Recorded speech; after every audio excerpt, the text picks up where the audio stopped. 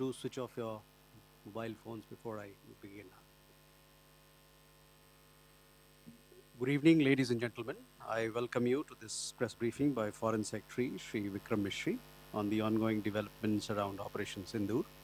We are also joined by Colonel Sophia Qureshi and Wing Commander Vyomika Singh. With that, I hand over the floor to Foreign Secretary. Sir, over to you. Thank you Randeep. नमस्कार, good afternoon, आप सबका स्वागत है। और मैं सबसे पहले अनुरोध करूंगा कर्नल सोफिया कुरैशी से कि वो आपको आज तड़के सवेरे से हुई घटनाओं से अवगत कराएं। Colonel Qureshi. Thank you sir. नमस्कार।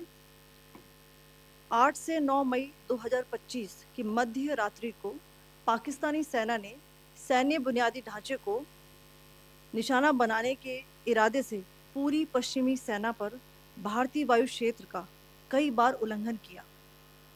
यही नहीं बल्कि पाकिस्तानी सेना ने नियंत्रण रेखा पर भारी कैलिबर वाले हथियारों से गोलीबारी भी की। अंतर्राष्ट्रीय सीमा और नियंत्रण रेखा पर लेह से लेकर सरक्रीक तक 36 स्थानों पर 300 से 400 लगभग ड्रोनों का इस्तेमाल घुसपैठ का प्रयास करने के लिए किया गया। भारतीय सशस्त्र बलों ने काइनेटिक्स व नॉन काइनेटिक साधनों का उपयोग करके इनमें से कई ड्रोन्स को मार गिराया। इतने बड़े पैमाने पर हवाई घुसपैठों का संभावित उद्देश्य वायु रक्षा प्रणालियों का परीक्षण करना और खुफिया जानकारी इकट्ठा करना था। ड्रोन के मलबे की फोरेंसिक जांच की जा रही है। प्रारंभिक रिपोर्ट्स से पता चलता है कि वे तुर्की के असीस गार्ड सोंगर ड्रोन्स हैं। इसके उपरांत रात में पाकिस्तान के एक सशस्त्र यूएवी ने भटिंडा सैन्य स्टेशन को निशाना बनाने की कोशिश भी की, जिसे पकड़ा गया और उसे निष्क्रिय कर दिया गया। पाकिस्तानी हमले के जवाब में पाकिस्तान में 4 हवाई रक्षा स्थलों पर सशस्त्र ड्रोन्स लॉन्च किए गए। इनमें से एक ड्रोन एडी रडार को नष्ट करने में सक्षम रहा।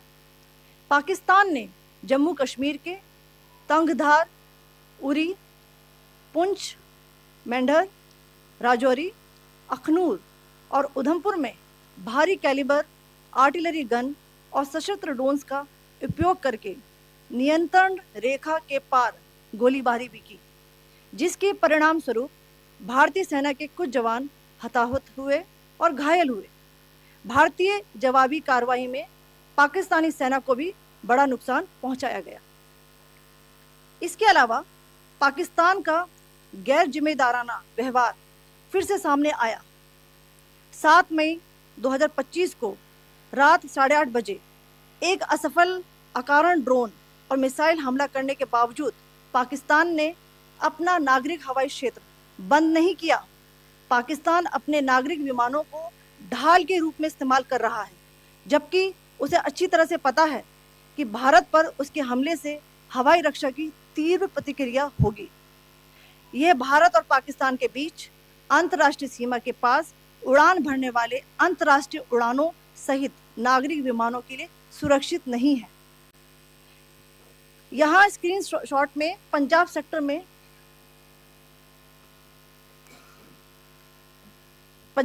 में हाई एयर डिफेंस अलर्ट स्थिति के दौरान एप्लीकेशन फ्लाइट रडार 24 का डेटा दिखाया गया है। जैसा कि आप देख रहे हैं यहाँ पर भारतीय पक्ष का हवाई क्षेत्र घोषित बंद के कारण नागरिक हवाई यातायात से पूरी तरह से रहित है। कराची और लाहौर के बीच के हवाई अड्डे मार्ग पर नागरिक एयरलाइंस उड़ान भर रही है। हाई अलर्ट किया गया है विमान फ्लाइनेस एविएशन का एयरबस 320, जैसा कि आप यहाँ देख रहे हैं, जो कि शाम को 5:50 बजे दमम से शुरू हुआ और रात को 9:10 बजे लाहौर में उतरा। ये सारा डिटेल्स आप यहाँ देख रहे हैं, ये डिटेल्स यहाँ लिखा हुआ है। Can you see this?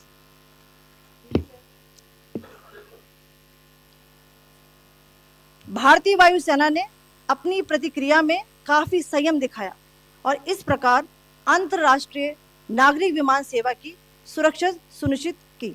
धन्यवाद। जय Hind.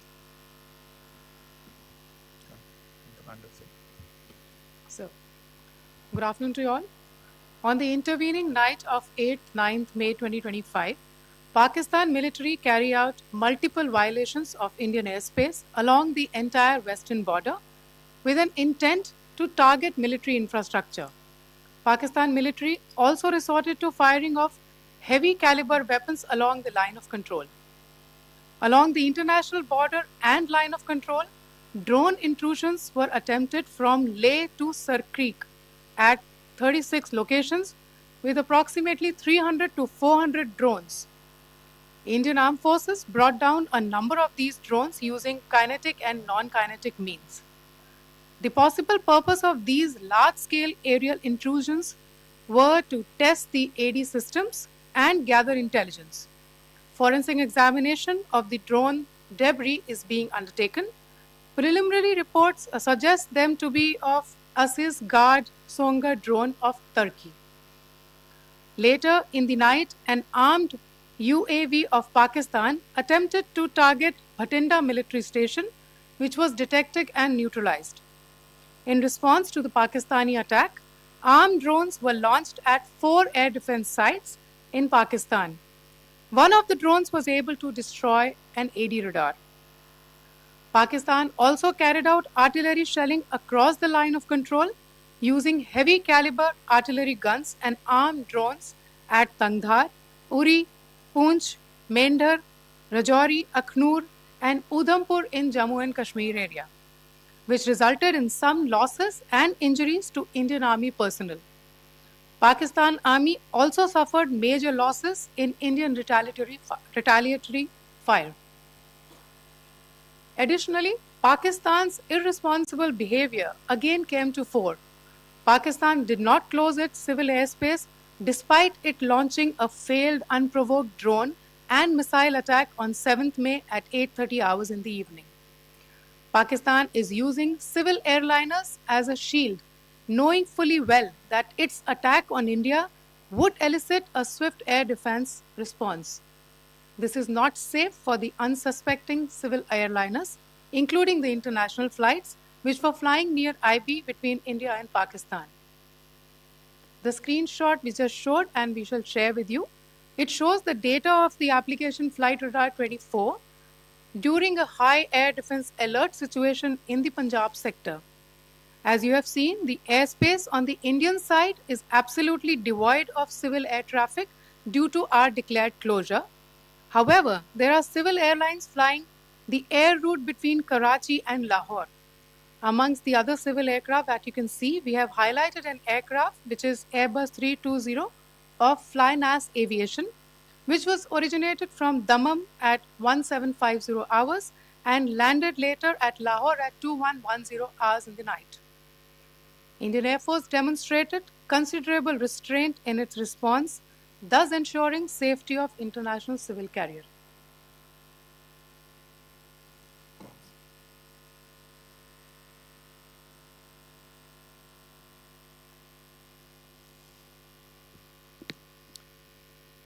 Thank you, Colonel Qureshi, Wing Commander Singh.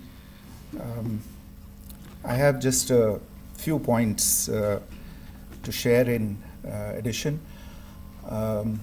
कल रात की पाकिस्तानी सेना की कायरतापूर्ण गतिविधियों से आपको कर्नल कुरैशी और विंग कमांडर सिंह ने पहले ही अवगत करा दिया गया है.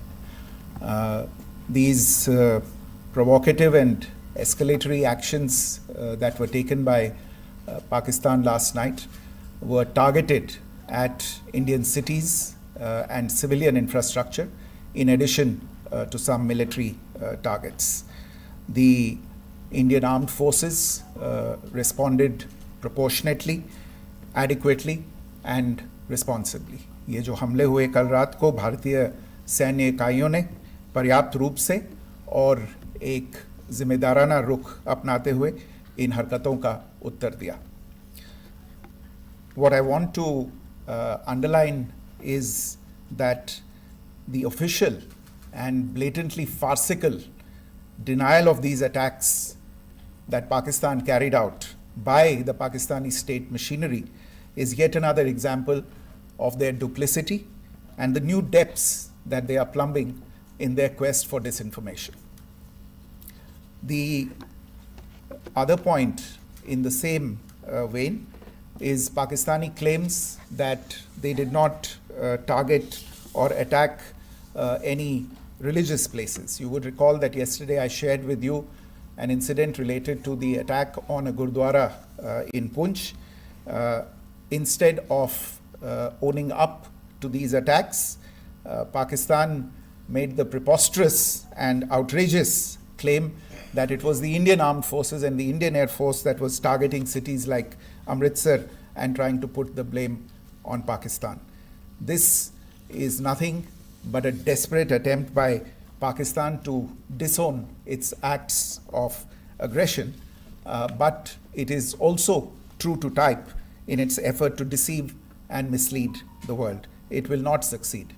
The Gurdwara in Poonch in particular was attacked by Pakistan, and some local members of the Sikh community, including a Ragi of the Gurdwara, lost their lives in this incident, as I shared yesterday.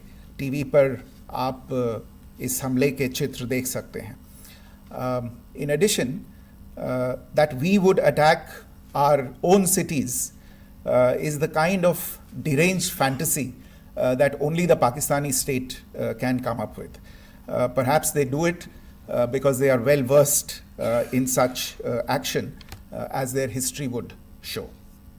The last point I wanted to make this evening is again this disinformation that is coming from Pakistan about India targeting the Nankana Sahib Gurdwara through a drone attack.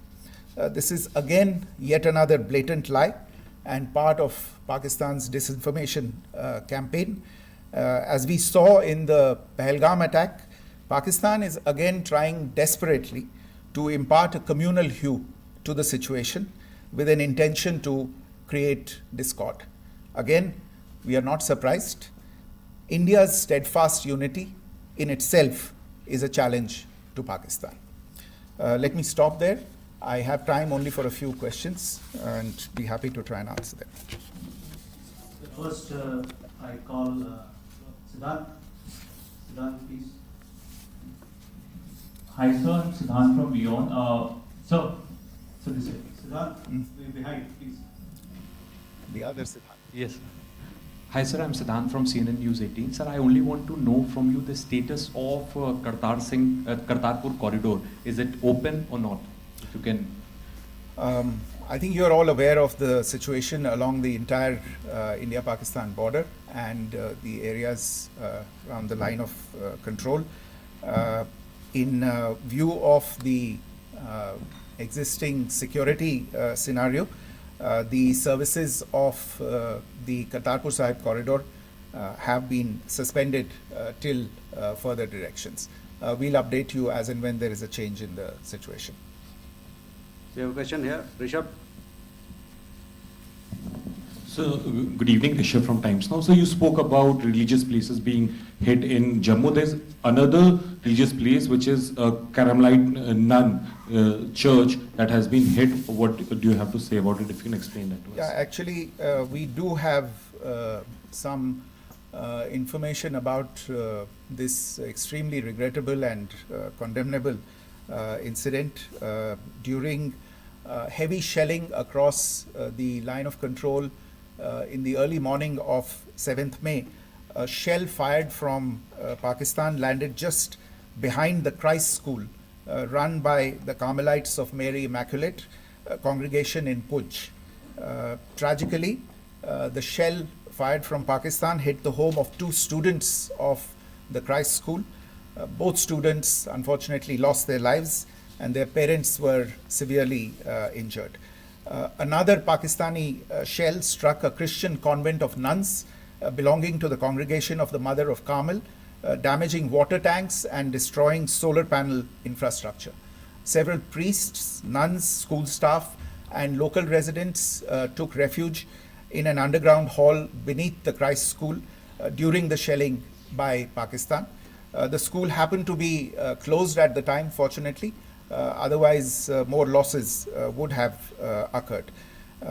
Again, we have seen the Pakistani side targeting and shelling places of worship with a particular design. This includes gurdwaras, these convents and temples. This is a new law even for Pakistan. You have a question here, Pranay? Sir Pranay Upadhyay Amar Ujala से।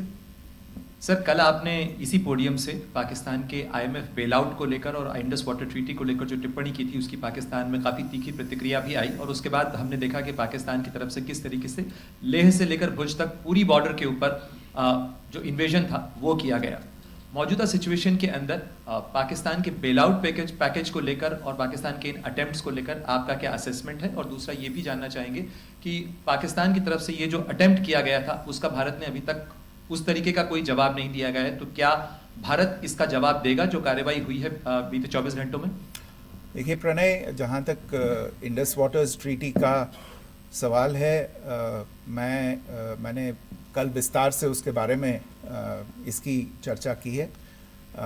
Indus waters treaty is in abeyance and as such I have nothing further to add to the decision that was announced by the Cabinet Committee on Security.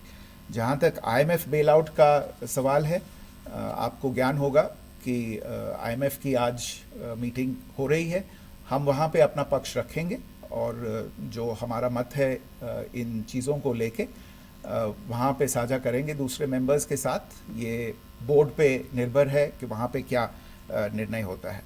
और जहाँ तक जो कार्रवाई हुई है उसका जवाब देने का जो आपने जो प्रश्न उठाया है, जो आज ब्रीफिंग हुई है, जो आपको सूचना मिली है, मैंने भी कहा है कि जो आज सवेरे तड़के सवेरे जो गतिविधियाँ हुई, भारत ने उनका एक जिम्मेदाराना पूर्ण तरीके से और एक पर्याप्त तरीके से उसका जवाब दे दिया है। सिद्धांत? Hi sir, Siddhant from WION. Sir, the External Affairs Minister has spoken to many of his counterparts around the world. Yesterday he spoke to the US Secretary of State Marco Rubio. So what were the key areas of conversations during that call? Yes, the minister had a conversation with the US Secretary of State. As you can imagine, the focus of discussions was the terrorist attack in Pahalgam and the response that India mounted after that on the 7th of May.